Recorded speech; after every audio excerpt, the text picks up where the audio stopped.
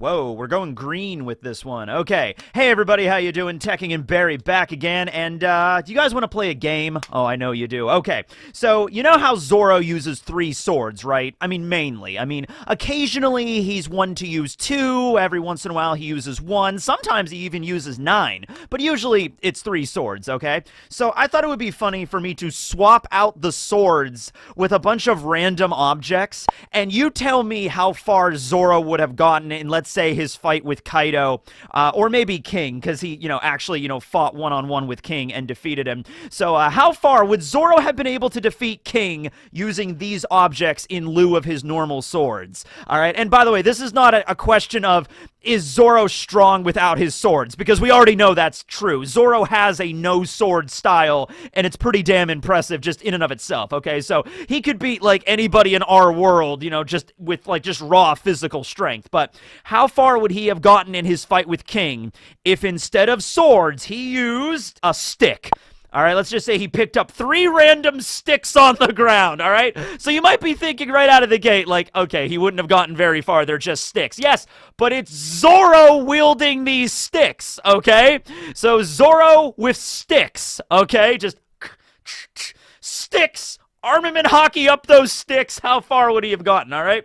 Moving on, what about some pool noodles? He got some pool noodles, all right? So Kaido had a little bit of a swimming pool off to the side. Zoro's like, I need a weapon, and he just grabs these pool noodles. And then armament hockey's up, gets them all rigid, and it's like, okay, time to fight with pool noodles.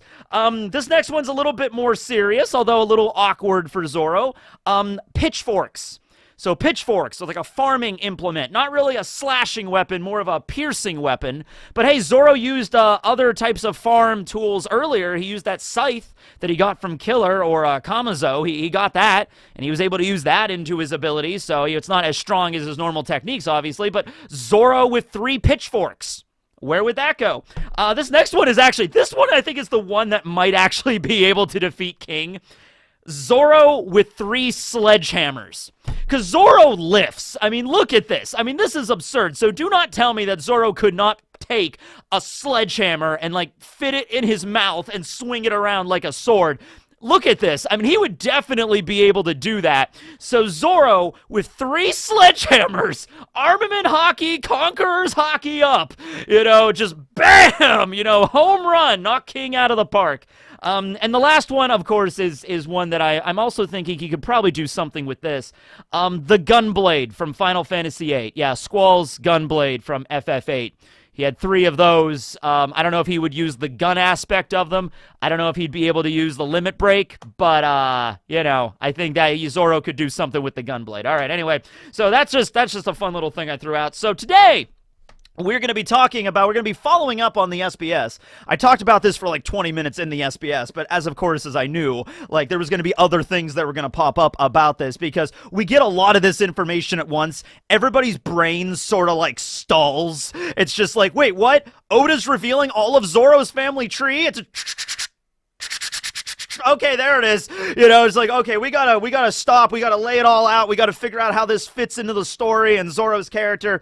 And as I assume, there were a lot of theories that branched off from this, okay? But first and foremost, let's just go through some basic stuff that I missed when I was discussing Zoro's family tree. If you want to get the whole rundown on that, I'll give you a brief overview, like abridged at the moment, TLDR.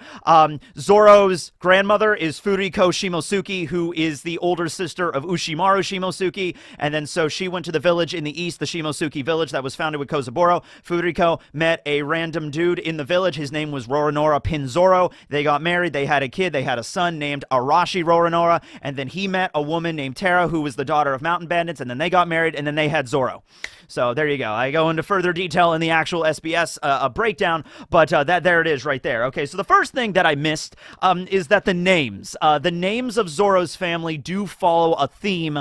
It was just lost on me, okay? And it's actually gambling terms. Terms for gambling, rolling dice, or going to gambling houses. So even Furiko, who is originally from Wano, has a name that refers to someone who throws dice in like a gambling hall, okay? So Furiko can mean that.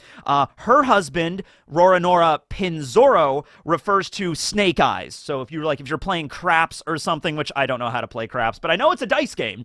You throw 2 dice on the board, and if it comes up 2 ones, then it's snake eyes. And apparently that's not very good. Once again, I don't know how to play that game. Anyway, so that's the reference there. And then their son, Arashi, can mean storm in Japanese, but Arashi is also a game where you have 3 matching dice, or it's like 3 of a kind in a dice game. So if you roll 3 dice and you get 3 threes, I guess that's Arashi. We have that in the States. It's called Yahtzee, but it's with 6 dice. Arashi, Yahtzee. Kinda rhymes, not really. Anyway, Terra, who is the wife of Arashi, obviously Terra can reference Earth, like Mother Earth, Gaia, Terra firma. That's actually going to tie back into something too that's a very interesting theory that I saw a few variations of. But Terra can also mean Terra Sen, which translates to temple money. And temple money does not refer to an actual religious temple like a Shinto temple. It refers to a gambling house as a temple. So when you go to enter a certain casino or a gambling house in Japan, there may be a fee that you would have to pay to enter the gambling den, and that fee is referred to as Terra Sen. So Terra Sen, that's the name of Zoro's mom. Something else in the breakdown that I completely missed involving Zoro's mother, and I actually said the exact opposite. Zoro's mother is confirmed to be dead, unfortunately. So Zoro is effectively an orphan. Both of his parents are dead. His father, Arashi, was stated to die in a battle with pirates, and his mother, Terra, died of generic anime mom illness. Do you know every single year how many anime moms die of poorly explained illnesses? It's a serious problem, okay? It's genetic. It's like as soon as you become a mom in anime, you get some horrible illness that causes you, it basically just causes you to sit in bed all day and then slowly wither away and then eventually die. That's generally what happened. It happened to Usopp's mom, happened to Sanji's mom, probably happened to, it would have happened to Robin's mom if she would have lived longer. You know what I mean? It happens to every anime mom at some point, okay? Anime moms don't have a happy ending. I think it's mainly just because, if an anime character had a really happy upbringing and both their parents were around and in perfectly good health, what's the impetus for them to leave and start their adventure? You know what I mean? It's just like, hey, I'm happy here in my little village in the South Blue, and both my parents are alive, and Zoro fell down, and everything's good. Why would I go out and be a pirate? I'm perfectly content here. It's just like, yeah, it's like the parents need to die for there to be a story, okay? Anyway, so those are the major things that I missed. There's another thing, and I actually had to look this up. So when I said that Ushimaru, because Ushimaru is not Zoro's dad, but is in fact Zoro's granduncle, I said granduncle, and a lot of people are like, it's not granduncle, it's great uncle. And I did look into that.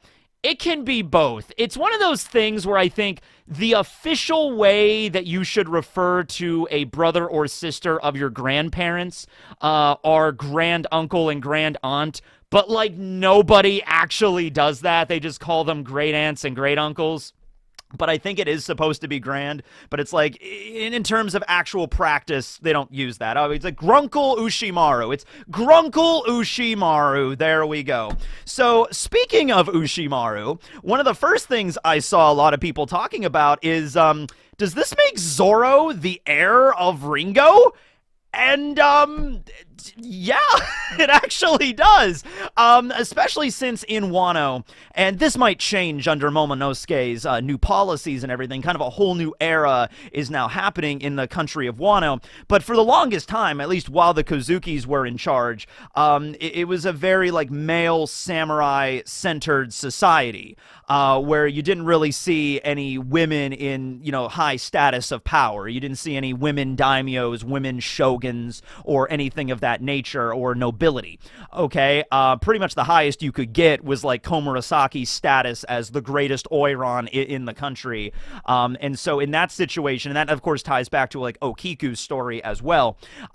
So if that's the case, and all daimyos are, passed down from the male lineage, from father to son, you have to have a son to achieve the rank of that daimyo status, just like how it was with Sukiyaki's father, and just oh, we can't have a we can't have a child, and who's going to be the shogun. And that's sort of when Orochi's grandfather started poisoning all the other daimyos, and then Sukiyaki was born as like a miracle child, and then he became the shogun, and then Odin was born and everything like that.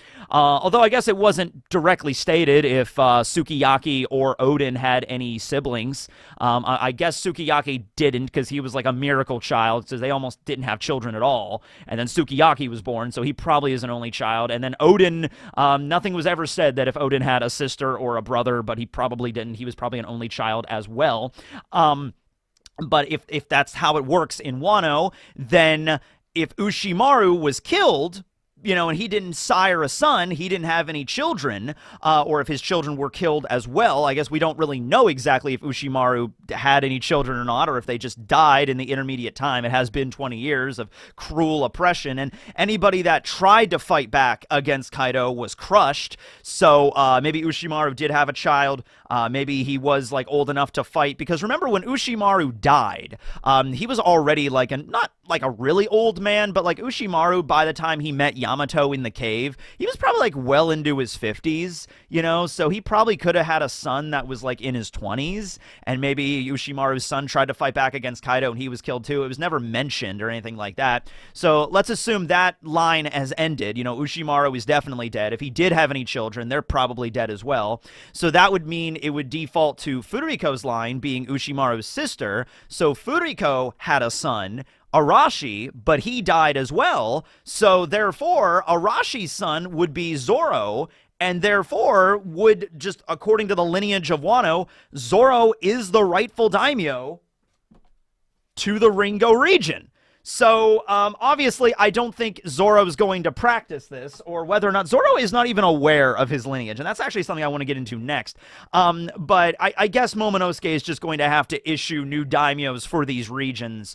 There's still members of the Shimosuke clan, and the Uzuki clan, and the Fugetsu clan. I'm sure if you look hard enough, there's probably some distant cousins or relations from the former daimyo families that are still around in Wano, because they've been, embedded in this country for well over like 800, 900 years, since the Void Century. Because of the isolationist policy that existed, these clans are pretty much still, really deeply rooted in the nation. I'm sure you could find, a descendant of Tempura, who I believe was he was the daimyo of Udon. I'm sure you can find Tempura's, maybe not necessarily his, I think Fugetsu, was it in Tempura Fugetsu? Yeah, or Tempura Uzuki, one of the two.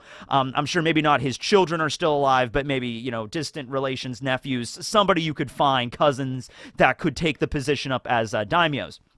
So now we're getting into the idea that like Zoro doesn't even know about his heritage, really. Obviously, if he would have met his grandmother, which we don't even know that for certain, Zoro's grandma Furiko could have died before Zoro was even born. Might have not even have met his grandmother. Even if he did meet his grandma, Furiko, she might have not have told them that her last name is Shimosuke. But it seems to imply Zoro has no knowledge of any of this. Okay, so it's very highly probable that Zoro really didn't know his grandparents at all. Also, it seemed like they didn't really want to tell anybody, because Kozaburo was a Shimosuke. And it seemed like he didn't want to tell Zoro anything about the Shimosuke. Kozaburo would know that Zoro is the heir to the Shimosuke clan. Kozaburo, living in the village, would have known that you are Furiko's grandson. All right? You are a Shimosuke. You are technically the heir to an entire region of Wano. But Kozaburo didn't say anything to that effect. And I think the reason was because of what he said. He says, like, oh, if you let the people know that, Wano, then the Marines will be coming after us, and it's not going to be fun. And so he's like, keep it a secret, even amongst themselves. So then you get to the question of, like, okay, is there anybody in Wano that would have been able to recognize Zoro's birthright and explain it to him? And the only people that I could really think of would have been the people that, like, the old-timers in Wano. So really the only people we're talking about there are Sukiyaki, or Tenguyama Hitetsu, who we find out is alive at the end because he's like 81 years old, and Old Man Hyogoro. And it was Old Man Hyo that while Zoro was fighting King in the festival stage, he was there with Kawamatsu, and he was like, they were remarking about how similar Zoro was. His sword style was so similar to the former daimyo of Ringo, Ushimaru. And they also mention how, Ushimaru was the descendant of Ryuma, the famed sword god, who was the one-eyed swordsman. And so they're basically just watching this fight, and they're remarking about, like, wow, this Zoro guy uses a sword style very similar to Ushimaru, and he's a one-eyed swordsman, and so coincidentally, Ryuma was a one-eyed swordsman, and he's the distant ancestor of Ushimaru. Weird. I feel like Hyo would have been able to connect the dots, and oddly enough, after the events of Onigashima, after the war, I don't really think we follow up with Old Man Hyo. Do we see Hyo at all in the the post-battle chapters? While everybody's just kind of hanging out in the Flower Capital and like relaxing and like getting ready to leave. Did we get any follow-up with Old Man Hyo and the Yakuza bosses or anything? I don't think we did. Let me know if I'm wrong, but yeah. So I feel like Old Man Hyo would have been smart enough to connect the dots here, because Old Man Hyo would have at least known Kozaburo, probably would have known, definitely knew Ushimaru, probably knew Furiko, probably knew their whole family, right? And so he's an old-timer in Wano, so he would have known Kozaburo and Furiko left illegally 55 years ago. He would have been around then, absolutely. So Old Man Hyo or Sukiyaki could have really taken Zoro aside and had a conversation with him, and it really probably wouldn't have taken very many questions to figure it out. Even if Zoro did not know that his grandmother's last name, his family name, was Ashimosuke, he probably would have known the name of his grandma, that it was Furiko. So all Hyo would have had to do is maybe sit down Zoro and be like, Zoro, what is the name of, do you know the name of your grandparents by any chance? You said you grew up in the East, right? Zoro's like, yeah, I grew up in the East. And it's like, okay, what are your grandparents' names? And if Zoro knew their names, which I can't see any reason why he wouldn't at least know their first names, it's like, my granddad was named Pinzoro and my grandmother was named Furiko. And that would have been all that would have been needed. Hyo would have immediately realized, your grandmother was Furiko Shimosuke. She is the older sister of Ushimaru Shimosuke, a dear friend of mine that was killed by Kaido 20 years ago. You are the heir to the Shimosuke clan. Are your parents still alive? I was like, no, my parents died. It was like, okay, you are the heir to the damn... Even if Zoro's parents were still alive, he would still be the heir, because that's just how it works. But, like, yeah, so that didn't happen, though. That didn't happen. Zoro didn't really sit down with Hyo, or maybe Hyo just kind of forgot about it and moved on. Maybe it was just a suspicion. Maybe it was nothing concrete. Maybe Hyo was just like, oh, this is interesting. This Zoro guy, he's from the East, and, he fights with sword style, very similar to Ushimaru. Weird, oddly enough. He looks like Ryuma, okay. But maybe Hyo never really got to the point where he sat down and talked to Zoro about it, So, and also, in Wano, family lineages and family discussions in general might be a rather personal matter. So maybe Hyo, just because of his sensibilities of being raised in Wano, the idea of like sitting down and questioning somebody about their family, that might not be very appropriate. That might be seen as kind of rude to just be like, tell me about your family lineage. It's just like, maybe not, that's not the kind of thing you want to just talk about with anybody.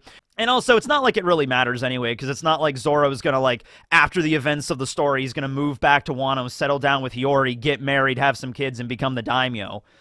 Although, I mean, like, if the Straw Hats disband at the end of the story after they discover the One Piece and they kind of all go their separate ways, I mean, I could see Zoro retiring in Wano. And if he's there, he might as well become the daimyo of Ringo, because that is his birthright. And Hiyori's there, so they can get married, and that would be a connection between the Shimosuke family and the Kozuki family. So maybe, like, Zoro and Hiyori, if they had a child, that child may very well have the right to become a shogun someday. Like, that's some, maybe, I don't know. But, yeah, that's some ideas there, looking at that. Talking about Zoro's parents now. So this is an interesting theory that I saw from both of them, actually. There's a theory revolving around Zoro's dad and a theory revolving around Zoro's mom. So around Zoro's father, his name being Arashi, meaning storm, looking at the silhouette that Oda drew, and the silhouettes are not the same for every character. Like, Pin Zoro's silhouette is different from Arashi's. Furiko's is different from Terra's. So it's not like Oda is just drawing generic male and female silhouettes for these characters. He's actually drawing specific outlines. So the idea goes that maybe Zoro does have a little bit of an idea of what these characters look like. I've also already seen some really cool fan art of people already drawing like Arashi and Pin Zoro and Furiko and Terra, and they look amazing, okay? So when we see Arashi's silhouette, though, he has rather spiky hair, and he was just stated to be a swordsman from Shimosuke Village. He was a swordsman from the village, and, you know, that was it, right? Okay? Yeah. So, because of his name Arashi and because of his appearance, people are thinking, Zoro's dad is Mihawk! And you might be wondering, why is Zoro's dad Mihawk? And even when I first heard that theory, I'm like, well, that doesn't make any sense. It's like, wait a second. Zoro's dad has hair that's similar to Mihawk. It's like, okay, you're going to have to give me something a little bit more of that. He's like, okay, well, Zoro's dad is named Arashi, and Mihawk's first appearance in this manga, when he showed up at the Baratier, was in a chapter that was titled Storm. There it is. There it is. You know what? Like, okay. I don't want Mihawk to be Zoro's daddy. All right? Like, I don't want that. Like, I really don't. Really, honestly, because, like, I think the overall tone and the themes that Oda utilizes in this story, like, not everybody needs to be blood related. You know, in fact, I think that's something that's a little bit overused in fiction. You know, like with Naruto. I mean, it was pretty obvious from the beginning, but like the fourth Hokage is Naruto's dad. It's like, you know, it's like a big shocker. Yeah. So I feel like that's used a lot, where the main character has to have some kind of really important familial connections that eventually tie back to either, you know, the heroes of yore or maybe even the main villain. Like, it turns out the main character is actually related to the main villain. You know, I feel like that's overused a little bit in fiction as like a shock value thing, you know. So it's like the same thing with Roger. Like, for a very long time, people thought that like Roger had to be related to Luffy. I guess the timelines really don't work out too well for Roger to be straight up Luffy's dad, because Roger died 24 years ago and Luffy's 19, so that doesn't make any sense there. But people were thinking, oh, there has to be some like Roger had to have had the Gamu Gamu no Mi, and then Luffy got the Gamu Gamu no Mi. There's the connection. It's like, there doesn't need to be a connection. I mean, there already are a lot of connections between Roger and Luffy, but like, just looking at the image of Roger in his younger years, you look at Roger and you look at, I mean, like it's very similar to Luffy. He's got the hat, he's got the same hair. So it's like, oh, therefore there must be some familial connection between Roger and Luffy. And in the sense that they're both members of the Will of D, I guess technically they all go back to that clan that existed, like, you know, during the Void Century, like 800 something years ago. But, like, you know, it doesn't have to be like, you know, like Roger does not need to be Zoro's. I mean, like, Roger does not need to be Luffy's uncle or related in some way directly in the family line. Like, that doesn't need to be the case in One Piece. I think the narrative works perfectly fine without them being blood related in that way. And I just really personally don't want Zoro to be related to Mihawk, but personally it doesn't really matter. Is this a setup for what Oda's doing? You know what? If I was Oda, just writing this story for 25 years, I feel like Oda, he doesn't plan out everything. It's not like every single decision that Oda makes in this story, every chapter title, every character introduction, every character design has to be all interconnected to something, you know, like, I feel like sometimes Oda will he will plan things ahead and be like, I'm definitely planning on this character to be revealed as this one later on, you know, or have this connection later on. But other times I wonder if it's like Oda just looks back through his manga and he's like, wow, I didn't even intend for that to be the connection, but people are connecting the dots. I'll just make that canon. Or there's other times where Oda's aware of this and then he's just like messing with us, like trolling us, you know, like, oh yeah, I'm going to draw Zoro's father with hair that's kind of like Mihawk, and the age would be about the same, you know, about in their 40s, and the chapter title is Storm, so Is it Oda being like, yeah, Zoro's dad, wink wink, or is it like, yeah, Zoro's dad? They're gonna go to so many crazy conclusions with this. Like, I have to wonder what Oda's mindset is sometimes, and of course, I don't know the man any better than anybody else does. So, by the way, this is a complete tangent that has nothing to do with Zoro, but can you imagine being really good friends with Eiichiro Oda? And what I mean by this is, okay, think of how awkward this would be, all right? Like, not you personally, but I just want you to imagine Oda obviously has friends. He's a human being. He has friends that he's probably known since he was, like, in elementary school, right? Like, really good friends that he's known his entire life. Can you imagine being Oda's, like, really good friend that you've known for, like, ever? And it's like you're hanging out with Oda maybe at a bar some night, or you're just chilling at his house under the giant shark statue that he has above his toilet, which Oda does have that in his house. Can you imagine being Oda's best friend and, like, really wanting to know what the One Piece is, but you can't bring it up because he can't tell you. You know that Oda's, like, signed a bunch of, like, paperwork, like NDAs and stuff. He can't just go around and tell people what the One Piece is. Shueisha probably made sure of that, but that would be so awkward. To put it in another perspective that's a little bit more grounded, picture your best friend that you've known for maybe a long time and you trust with your life, okay? Your best friend. Imagine your best friend knows what the One Piece is, but they've signed agreements that they're not allowed to tell you. I mean, I'm not saying, would that make it awkward as hell? Like, you're hanging out at a bar at one night and just, like, drinking and be like, hey, man, we've known each other for, like, 30 years. What's the One Piece? Come on, you can tell me. It's like, man, I can't tell you. I signed paperwork. It's like, no, yeah, but we've known each other. I'm not going to tell shit. Just come on, man. We've been friends forever. Come on. What's the One Piece? Just tell me. All right, you want to know what the fucking One Piece is? I'll tell you what the One Piece is. It's just like, it's got to be so awkward. It's like, okay, but that's just a random thought that popped into my head a while ago. Okay, so anyway, that was the story with Arashi. There's really nothing else to go on there except Zoro's dad was a swordsman. His hair kind of looked like Mihawk's hair, and the ages would be similar. Mihawk's in his early 40s. That's the age that Zoro's dad would still be, I guess, if he was alive. And also Storm being his name, and then Storm being the chapter title. Personally, I don't want Mihawk to be Zoro's dad.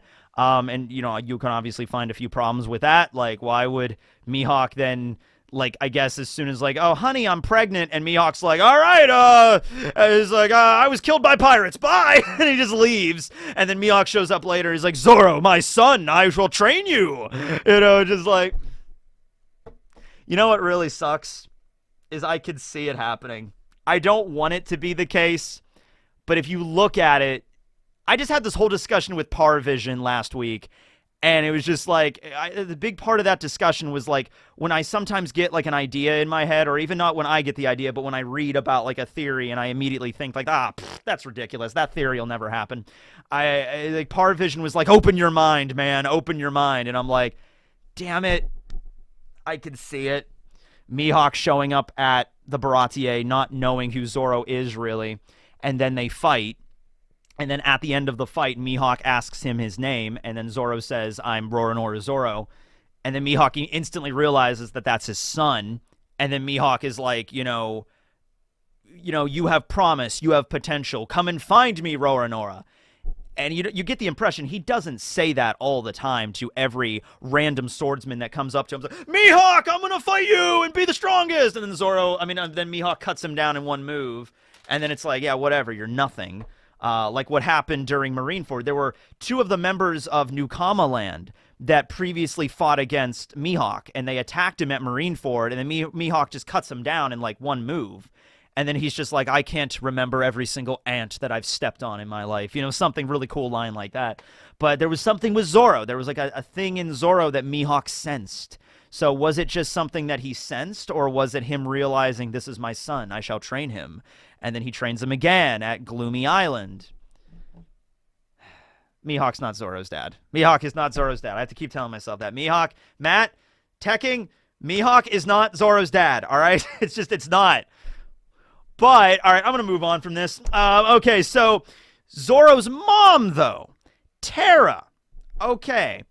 The theory that I heard with her makes a lot more sense, although there were a few different variations of this, and I actually just saw a variation this morning that made way more sense, okay? So, Terra, as we've already stated, terra firma, can mean the earth, okay? Like the literal, like the ground of the earth, like dirt, earth, okay? Well, that's Zoro's mom's name. Sanji's mother's name was named Sora. Sometimes it's Sola, sometimes it's Sora. That's the R and L thing in Japanese. But if her name, I believe, is officially Sora, Sora means sky. So Sanji's mother's name means sky. Zoro's mother's name means earth. And so a lot of people were there for the first theory I saw of this, connecting the dots, was that means that Im is Luffy's mother, because Imu, I-M-U, reversed is U-M-I, Umi, ocean, sea, which that's already, people have already analyzed that years ago. Like, as soon as Imu showed up, people were like, take the name and reverse it, and it's like, Umi, it means ocean, she's Mother Ocean, you know, whatever. And so the idea is like, okay, but Luffy's mom has to be Imu, because Umi is Mother Ocean, so child of the ocean, child of the earth, and child of the sky. So, obviously, once again, I was like, Imu is not Luffy's mom. I don't see it. I don't feel it. But I could kind of see it, but I don't want that to be the case. But it could be. But I saw a thing this morning that really kind of fit it all together. That makes way more sense to me, okay? So, Luffy represents the sun, because he's the sun god.